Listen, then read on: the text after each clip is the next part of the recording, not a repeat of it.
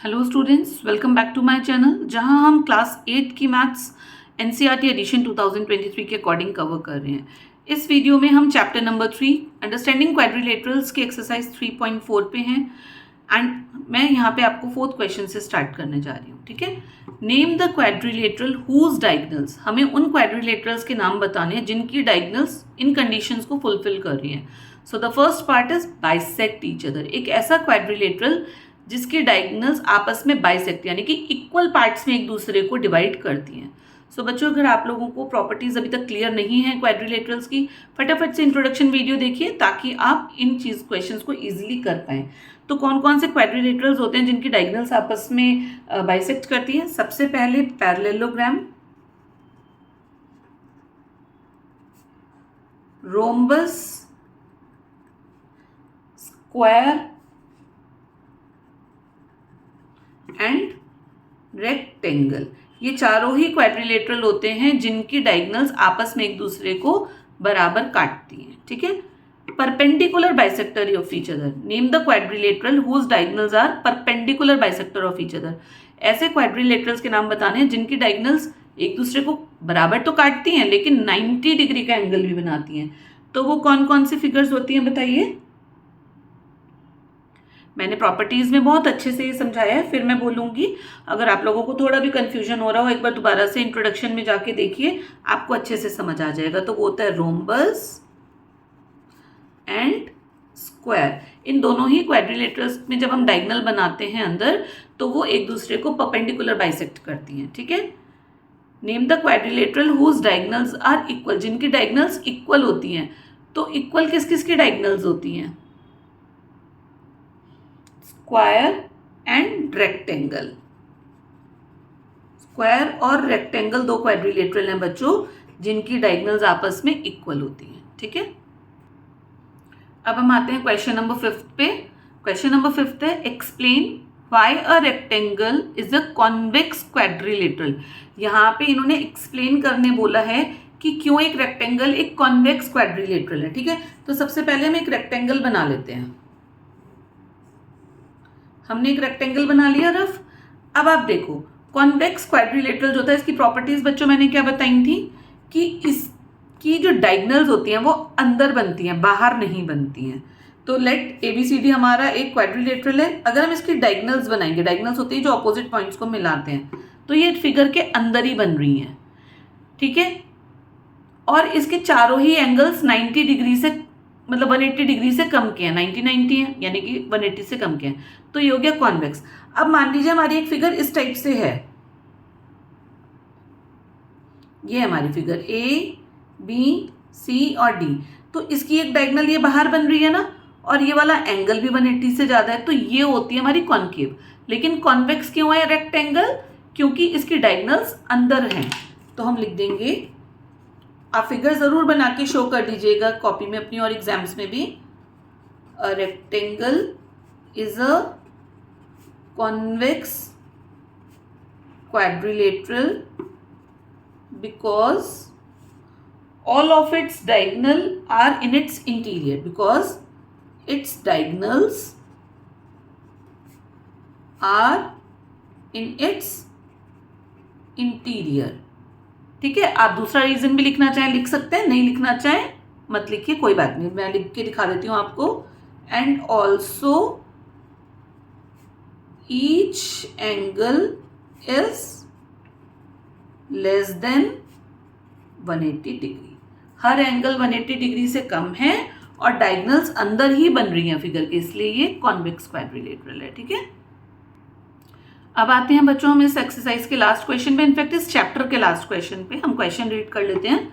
ABC is a right angle triangle. एक triangle दे रखा है ABC जो कि राइट एंगल्ड है। ठीक है, and O is the mid point of the opposite side of the right angle. और O जो है वो मिड पॉइंट है राइट एंगल के ऑपोजिट साइड में, यानी कि B राइट एंगल है, इसके ऑपोजिट साइड में O मिड पॉइंट दे रखा है। तो इन्होंने बोल रखा है एक्सप्लेन वाई, बताइए क्यों O point O is equi distant from A, B and C, यानी कि क्यों O A से, B से और C से बराबर दूरी पे है। इन्होंने कुछ ब्रैकेट में भी लिखा है the dotted lines are drawn additionally to help you. मैं ये हटाती हूँ, ये जो डॉटेड लाइन बनाई है ये एडिशनल में आपको हेल्प करने के लिए। अब आप पहले अगर इस राइट एंगल ट्राइंगल को देखें, देखिए, देखा। अब आप इस फिगर को देखिए, हमने इस लाइन को एक्सटेंड करा, इसको सेम इसी तरीके से बनाया, तो ये बच्चों हमारी क्या फिगर बन गई बताइए? रेक्टेंगल। देखने से ही पता चल रहा है, ये 90 डिग्री है, ये 90 डिग्री, 90 डिग्री, 90 डिग्री, ठीक है। तो ये बन गया हमारा रेक्टेंगल। तो इसको हमें बताना है कि ओ इक्विडिस्टेंट क्यों है इससे, इससे और इससे, इन 3 पॉइंट से। डी तो सिर्फ हमने हेल्प के लिए बनाया है, इस पोर्शन को हमें छोड़ना है, लेकिन सॉल्यूशन में हमें इसका हेल्प लगेगा क्योंकि हमें इसे रेक्टेंगल शो करना है। अब हम देख लेते हैं, A B C D is a rectangle. A B C D एक रेक्टेंगल है, ठीक है। अब रेक्टेंगल में आपने प्रॉपर्टीज में पढ़ा है कि जो रेक्टेंगल की डायगोनल्स होती हैं वो एक दूसरे को बाइसेक्ट करती हैं, ठीक है। हम लिख देंगे diagonals of rectangle bisect each other, एक दूसरे को बराबर भागों में काटती हैं। अब डायगोनल्स कौन सी है? एक तो बच्चों ए सी है और दूसरी बी डी है। Therefore are bisect each other and are equal also, and are equal, और इक्वल भी तो होती है ना एक दूसरे के। तो हम लिख देंगे A C is equals to B D, A C B D के बराबर है।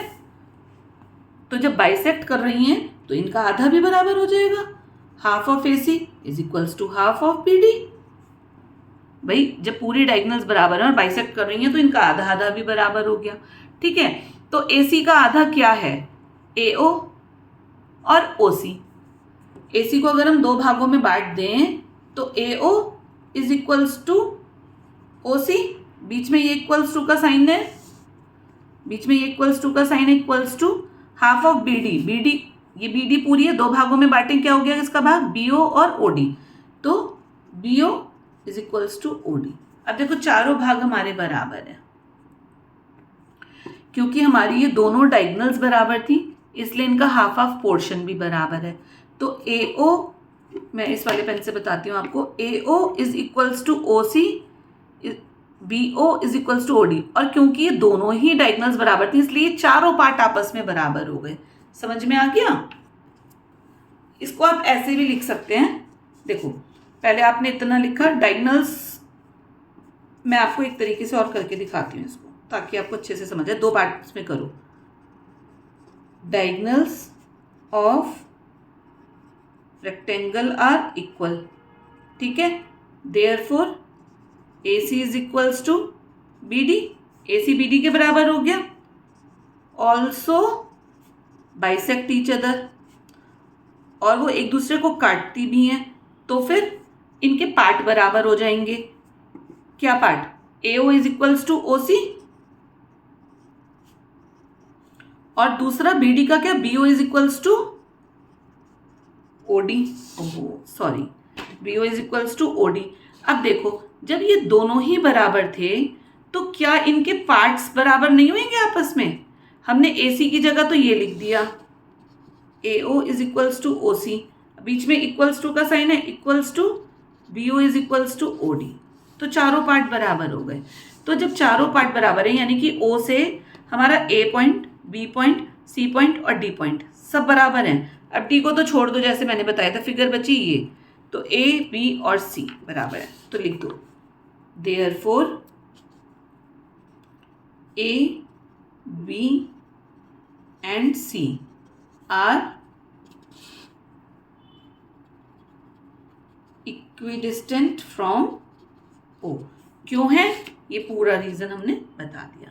सो बच्चों इसी के साथ हमारा एक्सरसाइज 3.4 कंप्लीट होती है, हमारा चैप्टर 3 कंप्लीट होता है। आई होप आपको अच्छे से समझ आया होगा। कुछ भी डाउट्स, कुछ भी क्वेरीज हो तो फील फ्री कमेंट बॉक्स में लिखने के लिए, एंड मैं आपके सारे ही डाउट्स को सॉल्व करूंगी। अभी तक अगर आपने मेरे चैनल को सब्सक्राइब ना करा हो, सब्सक्राइब कर लीजिए जिससे मेरे सारे ही वीडियोज़ के नोटिफिकेशंस आप तक पहुँच सकें।